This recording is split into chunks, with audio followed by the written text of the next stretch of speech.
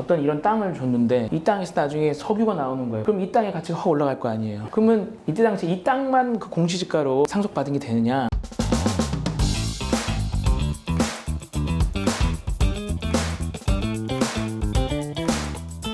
혼자를 입양해서 절세를 위해서 입양한다는 그 부분을 한 번만 좀 다시 설명해 주실 수 있어요? 아, 그러니까요. 이번에 원래 자녀 공제가 5천만 원이었어요. 근데 이게 지금 5억으로 금액이 늘어났잖아요. 할아버지가 있고 자녀가 있으면 그리고 이제 손자가 있으면 원래는 이렇게 가면은 30% 할증이 있어요. 이게 왜 그러냐면 세금을 상속할 때 이때 한 번 내고 내려갈 때 이때 한 번 해서 원래는 두 번 내야 되잖아요. 근데 이거를 한 번에 이렇게 가면은 한 번만 상속세를 내니까 안 되겠다. 너는 1.3배를 내라. 30% 할증을 합니다. 근데 이걸 피하기 위해서 아예 손자를 놀로 자녀를 입양을 한다는 거죠. 자녀가 둘이 되니까 손자를 자녀로 입양.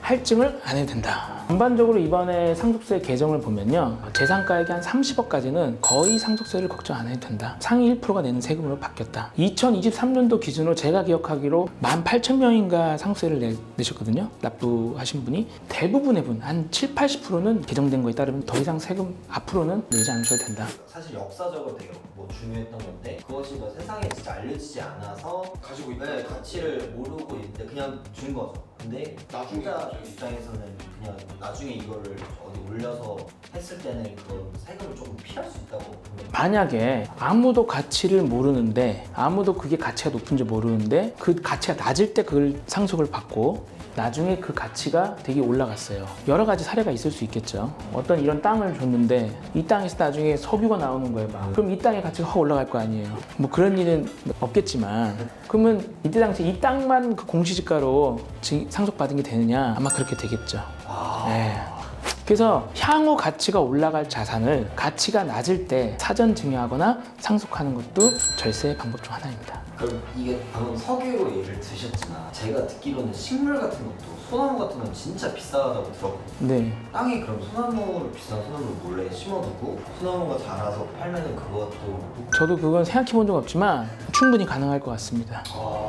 그러면은 저는 이거 반대로 가치가 계속 더 오를 줄 알고 비싸게 받았는데 떨어졌다고 해서 그거를 뭐 이렇게 돌려주지 않습니다. 그게 굉장히 억울한 거예요. 서울에 외곽 지역에 땅이 있으신 분이 있었어요. 제가 어느 구라고는 말을 안 하겠습니다. 왜냐면 특정인을 지칭하는 것 같으니까 그냥 서울 외곽이에요. 서울과 경기도의 인접 중간 지역에. 근데 그 땅이 2022년도에 한창 부동산이 최고 올라갈 때 190억까지 갔어요. 이때 이 190억으로 해서 세금도 내셨어요. 땅은 누가 사는 사람이 있어야 땅이 이 가격이죠. 이 가격이 내렸어요. 140억 정도로. 그럼 벌써 50억 차이가 나잖아요. 그러면은 세금을 돌려주느냐? 안 된다. 아까 전에 가치가 올라갈 거를 낮은 때 줬으면은 이득이지.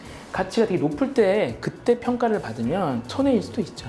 재산의 평가, 이런 내가 가지고 있는 내 재산의 평가, 이게 만약에 땅이 아니라 꼬마 빌딩이라고 해도 마찬가지인 거예요. 꼬마 빌딩 가격이 되게 올랐었잖아요. 지금도 많이 오르고 있죠. 다시 올랐다가 내렸다가 올랐다가 내렸다 한단 말이에요. 근데 이 올랐을 때 꼬마 빌딩, 내렸을 때 꼬마 빌딩 차이가 굉장히 커요. 이게 수십억 차이 날 수 있거든요. 충분히. 이 재산의 평가가 결국엔 핵심이다. 타이밍도 중요하다. 그런 거 관련해서 세무사님이랑 이제 상담을 하면 그런 혹시 그런 타이밍까지도 좀 부동산 전문가는 아니니까 타이밍까지는 못 잡지만 그냥 그런 것들에 따라서 앞으로 향후 자산 가치가 올라갈 것 같으면은 사전 증여를 좀 서두르시는 게 유리하다. 앞으로 향후 가치가 올라갈 것 같다면 지금이 가장 싼 가격이라면 지금 바로 증여하는 것이 가장 좋다. 그래서 막 그런 거 있잖아요. 어린 자녀한테 주식을 증여하고 이런 게 그런 겁니다. 예. 예를 들어 삼성전자가 뭐 지금은 뭐 7만 원, 8만 원이지만 옛날에 뭐 5천 원, 3천 원 할 때 어린 자녀한테 증여를 해놨으면 그게 지금 7만 원이 됐잖아요. 그러면은 그 7만 원으로 세금 매기냐? 아니다. 옛날에 줬을 때 그 3만 원, 3천 원, 5천 원일 때 그때 시점으로 세금을 냈으니까 가치가 올라갈 거라면 꾸준히 가치가 우상향하는 거라면 오늘 가격이 가장 싼 가격이라고 판단이 들면 지금 당장 증여하는 게 가장 이득이다.